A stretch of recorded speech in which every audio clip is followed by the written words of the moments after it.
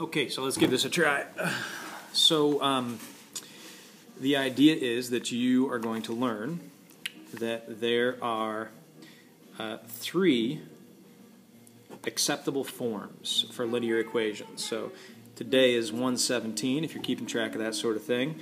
You've got three acceptable forms for linear equations.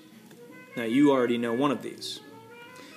Can you tell me which one you know? That is right. First one is everybody's favorite, slope-intercept.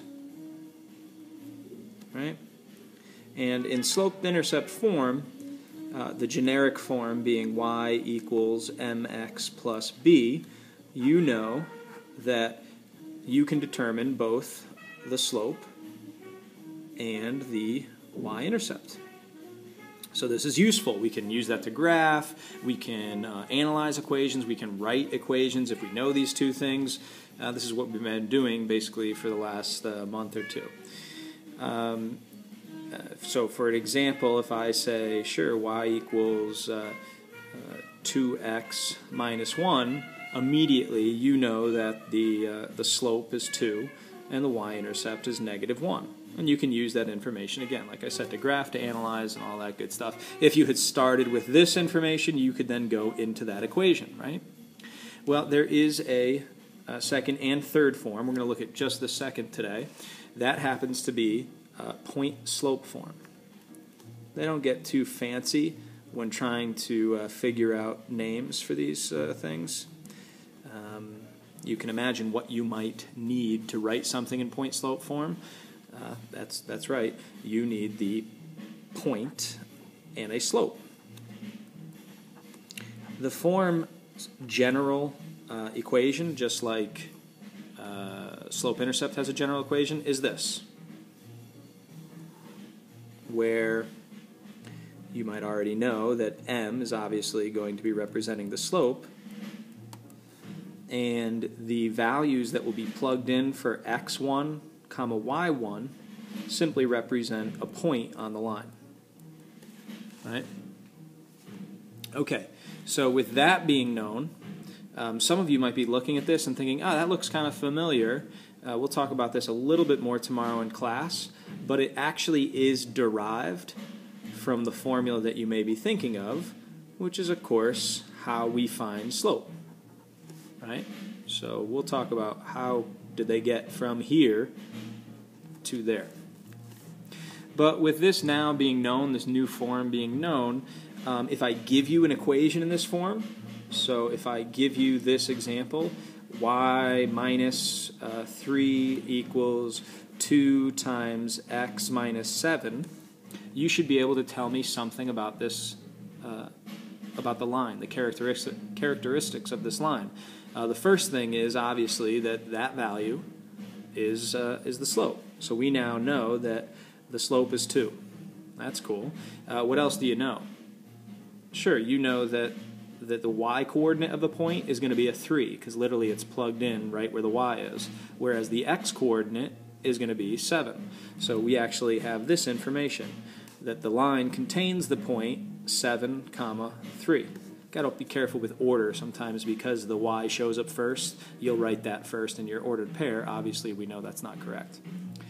So how is this helpful to us? Well, we could, of course, now use this information to draw a sketch of the graph. So instead of using the y-intercept as our starting point, like we would normally do up here, we can use this point, 7, 1, 2, 3, 4, 5, 6, 7, 3, 1, 2, 3, use that point, and then the slope of up 2 over 1 to plot another point, or down 2 over 1, and we would get a line that looks something like this. So we actually kind of have a fourth method of graphing, right? Using the point and the slope. These can get a little bit weird, and I don't know if anyone's sort of noticing right now. The fact is that when you had a minus 1 in this general form, because it's plus b, we typically took the sign of the number. So because it's minus 1, we said that the y-intercept was negative 1. Yet down here, we see a minus 3 but the coordinate for the y coordinate would be 3, not a negative 3. Same for the x. And that's because of this general structure. If these symbols here were addition signs, then you could take literally the sign of the number. But because they're subtraction, you actually have to take the opposite sign.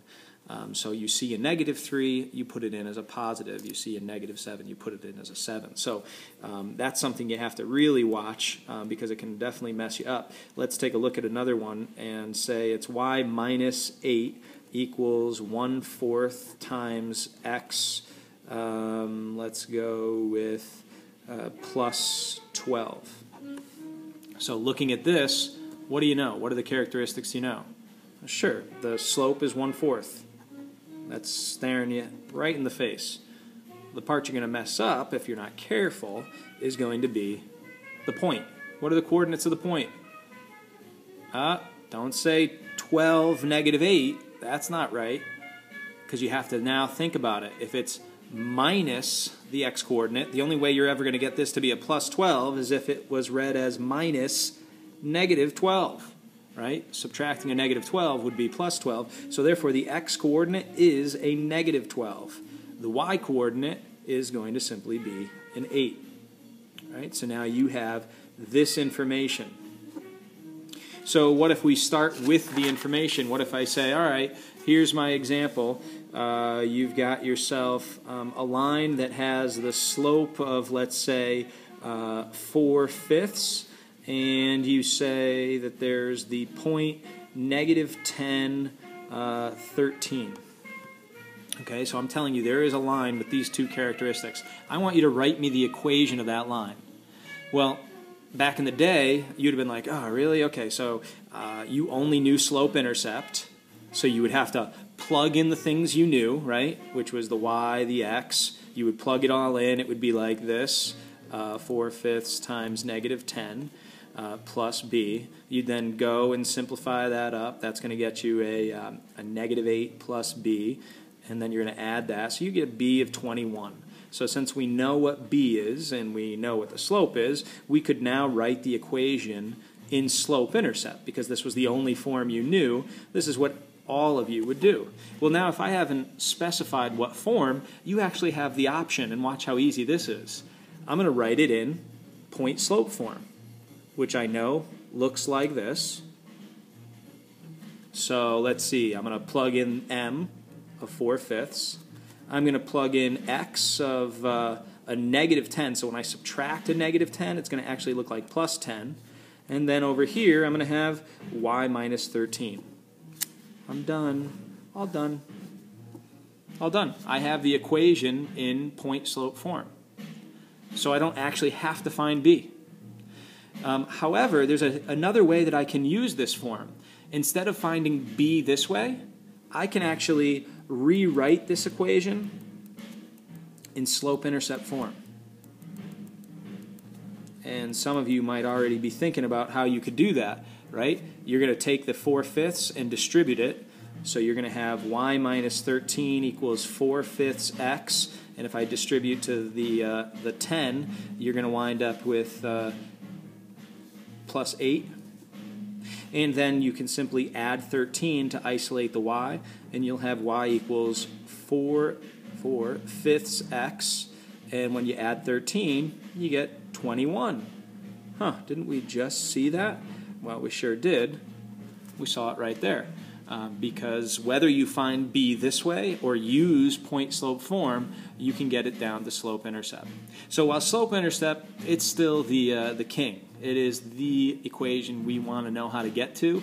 Point-slope can be a useful tool to get there, a useful tool to graph, and if we recognize it, we can take some pretty useful information from it. So all in all, it's pretty useful.